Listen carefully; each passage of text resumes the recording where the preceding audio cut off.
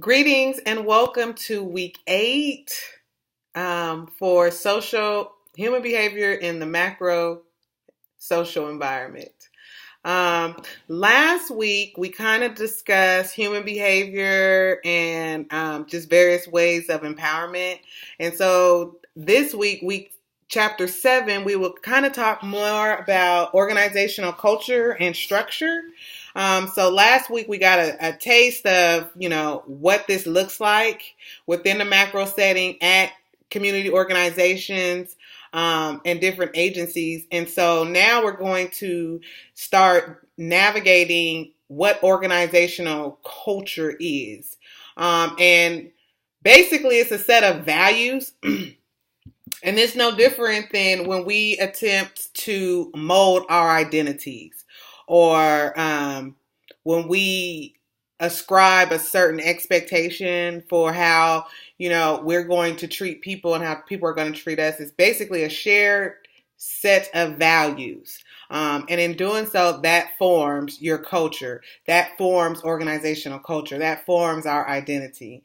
So just having a clear set of guidelines and a clear set of values that we all follow. That is what's going to determine your organizational culture. And in addition to that, your identity as a part and a member of that culture.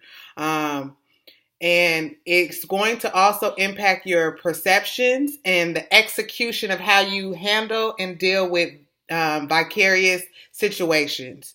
And so it has a lot to do with the way we communicate, our performance, and our professional upkeep.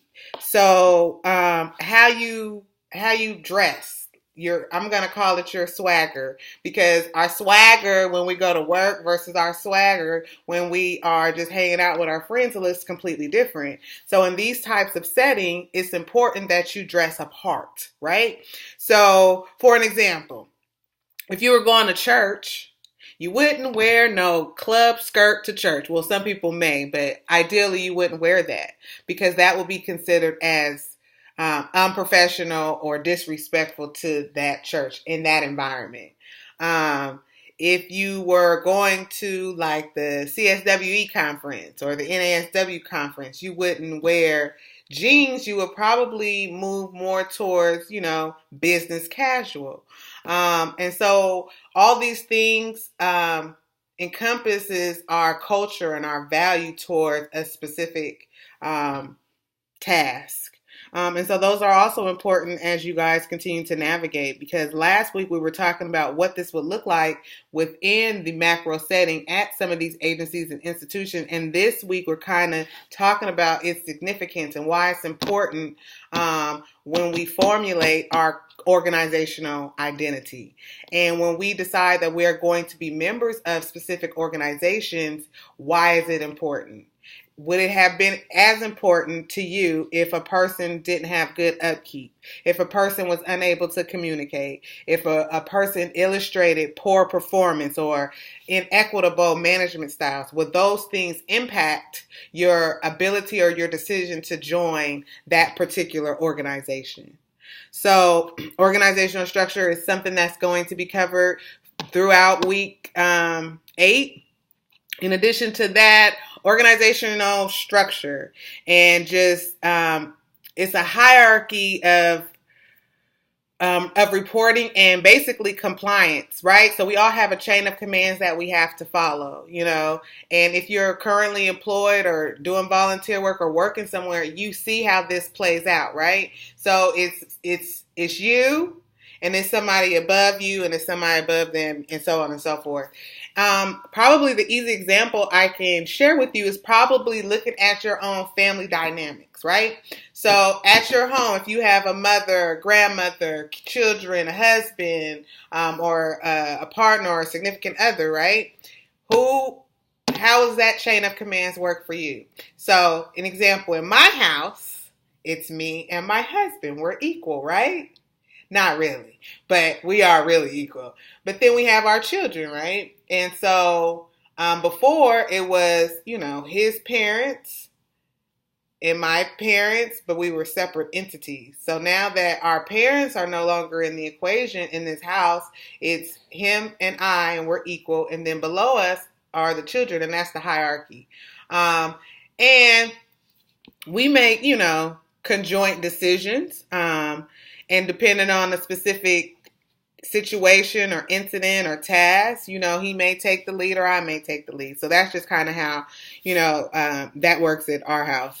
So when I think about organizational structure, I think the easiest way for me to explain that would be based upon what your house dynamics look like. Now, of course, it's going to look different in an organization or agency, but how you get an idea of, the power, the hierarchy of power is based upon who's basically calling the shots, and who do you have to go through in order to get your needs addressed. And so another form of awareness that we are going to discuss is going to be the methods of communication within agencies, because these can be seen or perceived as both informal and formal. So it's important to know that you guys should always check this information out, because it's going to be the ways in which we communicate are going to be mechanisms in which protects you as a social work professional, right? So there are various stages and forms of power. It goes from legitimate power to reward to coercive to expert to reverent power, are different levels of powers. And when you have power and when you understand where you are on that hierarchy, you get to determine or you get to put people in position to change their course so that they can achieve the overall goal of the entity, the agency, the organization, right? And so it's important that we understand as social workers informal and formal structures, because in that there's some challenges and there's some barriers to effective communication when we're talking about power. And our book describes at least 4. So some of the barriers in which one may encounter when they're working in the social service agency consist of noise. Noise was one of them, and it was primarily because it provides emotional instability, right? And then sometimes people don't agree, or they can agree to disagree, and the noise or the level of noise that may persist will often lead to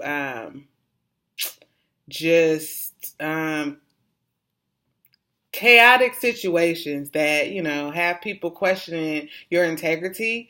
And so the noise could be like music. It could be like construction on the road. Y'all know at Wharton right now, they're doing a whole lot of construction on getting those dorms together. So the noise is taken away from, your ability to be very streamlined, very effective in what you're trying to do. So that can be a barrier in terms of communicating in a social service agency. Another one was personalities, and that one was that emotional instability and agreeability, right? You need somebody to co-sign with you to make sure that, whatever it is that your agenda is, that you have an audience to support what it is you're saying, right? So personality conflicts can be a challenge as well.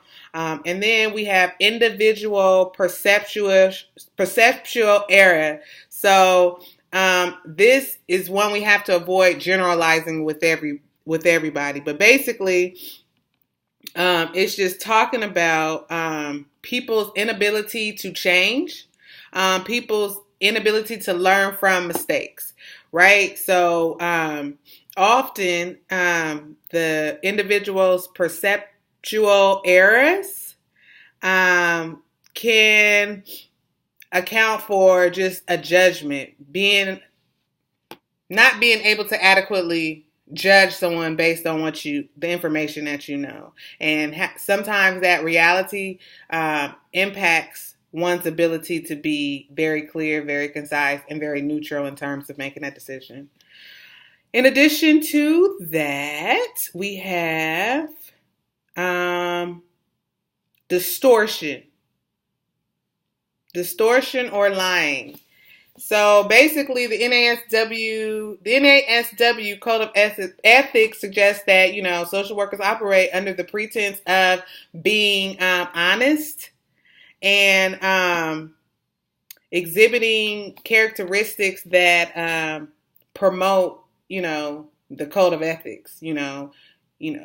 Social justice for everybody, the right to self-determination, and things of that nature to ensure that we are always, on target for doing what's in the best interest of the people that we're going to serve.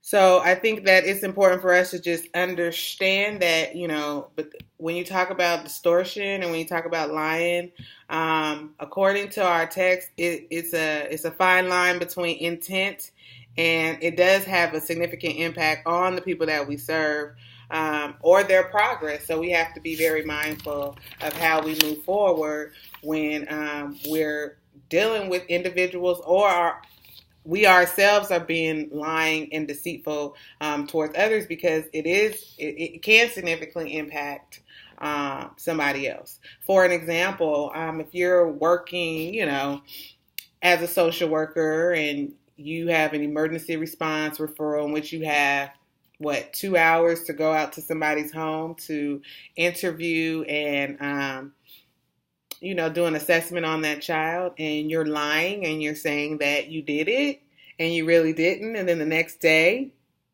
something bad happens to that kid, that's on you. And they will fire you and they will throw you under the bus for not doing what you were supposed to do and not being ethical, and therefore putting that child or those children's lives in further jeopardy. So, when you are lying and when you are being deceitful, it creates further discontent for the people who really need our services. So that's why the NASW Code of Ethics talks specifically about the importance of our Code of Ethics and our obligation to be honest and transparent as we are executing and delivering services to others. So, over this week, please review the expectations of workers and figure out different strategies that may work for you, and how you're going to utilize the various types of supervision that you will encounter to practice and learn how to do work effectively, right? Because now you're going to learn how to interact with other people who have a different learning style, who have a different teacher style from you. And so that is the significance behind these groups, right? Because everybody learns different, right? So when we're comfortable, we want to just work with the people that we want to work with, the people that we know, the people that we like, the people that we know are going to do their work. And so the purpose of us doing group exercises is basically to challenge you to learn another way of doing, thinking, learn what kind of supervisor you want, learn what works for you and what doesn't work for you. A lot of people will contest that they do not like group work. And I think that it's best that, everybody has an opportunity to see how other people operate. Because at the end of the day, social work is big, but it's really small. So you're all going to have to network and interact with each other. So having a better idea of how one person does things over how another person does something, it'll help you to foster and cultivate the type of supervisor you will be one day and the type of supervision you will want, because it's always going to look different.